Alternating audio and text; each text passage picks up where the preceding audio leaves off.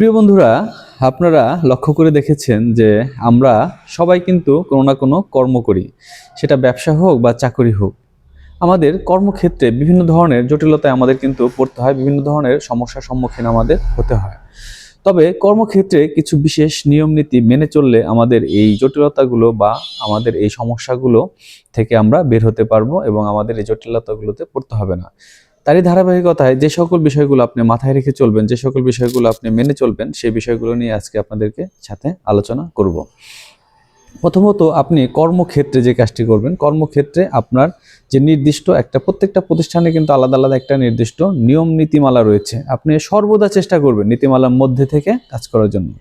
কখনো নীতিমালা ভায়োলেট করবেন না। আপনি এক প্রতিষ্ঠান থেকে যখন অন্য একটা প্রতিষ্ঠানে যাবেন, তখন কিন্তু সেই প্রতিষ্ঠান নীতিমালা চাইতে অন্য প্রতিষ্ঠান নীতিমালাটা কিন্তু একটু ডিফারেন্ট হবে। বাট আপনি যদি আগের নিয়মে চলতে চান, তাহলে কিন্তু আপনাকে হবে না। নতুন প্রতিষ্ঠানে যখন আপনি জয়েন করবেন, তখন আপনাকে ওই প্রতিষ্ঠানের যে নীতিমালা রয়েছে, সেই নীতিমালাটা কিন্তু আপনাকে অনুসরণ করতে হবে। ফার্স্ট দায়িত্বটা হচ্ছে আপনার এটা ভালোভাবে আপনি যখন জয়েন করবেন একটা প্রতিষ্ঠানে, সেখানকার যে রুলস নীতিমালা রয়েছে, সেই নীতিমালাটা আপনি ভালোভাবে আয়ত্ত করে নেবেন, বুঝে নেবেন। দ্বিতীয়ত হচ্ছে আপনার যে দায়িত্বটা রয়েছে, আমরা দেখেছি লক্ষ্য করে যে কর্মক্ষেত্রে যে কাজটি হয়, অন্যের কাজটা চাপিয়ে দেওয়ার চেষ্টা করা হয় আরেকজনের ঘাড়ে। এই বিষয়টা প্রত্যেকটা প্রতিষ্ঠানে রয়েছে যে ঊর্ধ্বতন যারা রয়েছে তারা তাদের নিজের কাজগুলো অধস্তনদের উপরে চাপিয়ে দেওয়ার চেষ্টা করে। বাট আপনি যেটা করবেন সেটা হচ্ছে আপনার কাজগুলো শেষ করবেন। বাট আপনি যদি তাদেরকে খুশি করতে যান, তাহলে কিন্তু আপনার প্রমোশন হবে না, আপনার ডিমোশন হবে। দিন শেষে আপনি ক্ষতিগ্রস্ত হবেন। তো অনেকেই চাপিয়ে দেওয়ার চেষ্টা করবে, বাট আপনাকে আপনার কাজটাকে ঠিক রেখে তারপর আপনি অন্যের কাজটা যদি সময় থাকে অবশ্যই করে দেবেন। না পারলে সেটার জন্য আপনার তেমন কোনো ক্ষতি হবে না। নিজের কাজের প্রতি ডিটারমেন্ট থাকতে হবে। নিজের যতটুকু কাজ রয়েছে অবশ্যই আপনাকে সঠিকভাবে নির্দিষ্ট সময়ের মধ্যে কাজগুলো আপনাকে শেষ করতে হবে। দ্বিতীয়ত হচ্ছে সৎ থাকতে হবে। সৎ থাকার কোনো বিকল্প নেই। আপনি যখন একটা প্রতিষ্ঠানে চাকরি করবেন, অবশ্যই আপনাকে সৎ থাকতে মনে রাখবেন, আপনি একটা ভুল ধরার জন্য কিন্তু অনেক মানুষ আপনার পিছনে লেগে থাকবে। নতুন যখন আপনি জয়েন করবেন একটা প্রতিষ্ঠানে, তখন কিন্তু অনেক মানুষের দৃষ্টি কিন্তু আপনার উপরে থাকবে যে এই লোকটা কি করছে। আপনি হয়তো ভাবছেন যে আমার উপরে কেউ কেয়ারটেকার বা আমার উপরে কেউ নজরদারি করছে না, বাট বিষয়টা সেরকম না। আপনার উপরে সকলের নজরদারি থাকে, বাট সেটা হচ্ছে গোপনে।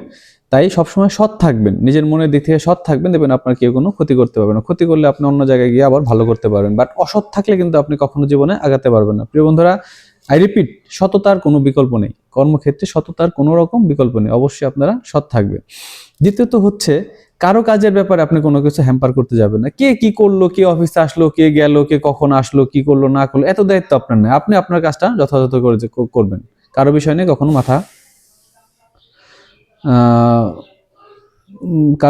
কখনো মাথা গরম করবেন না, বা কারো বিষয় নিয়ে বেশি কথা বলার চেষ্টা করবেন না।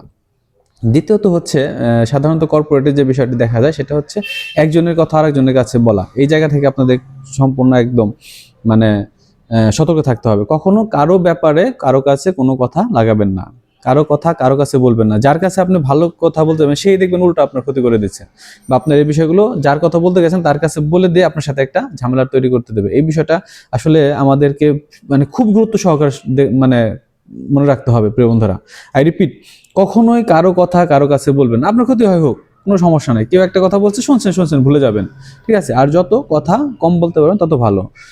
বলবেন কম, শুনবেন বেশি, তাহলে আপনার চাকরি হবে সুন্দর, এবং চাকরিতে আপনি দীর্ঘদিন সুন্দরভাবে আপনার কাজ করতে পারবেন এবং আপনি ভালো থাকতে পারবেন। সবসময় নিজের মতো করে সৎভাবে, সততার সাথে, দক্ষতার সাথে কাজ করার চেষ্টা করবেন, তাহলে আপনার কাজের সফলতা আসবে এবং আপনি ভালো থাকতে পারবেন। ভালো থাকবেন। সকলের জন্য থাকলো শুভকামনা।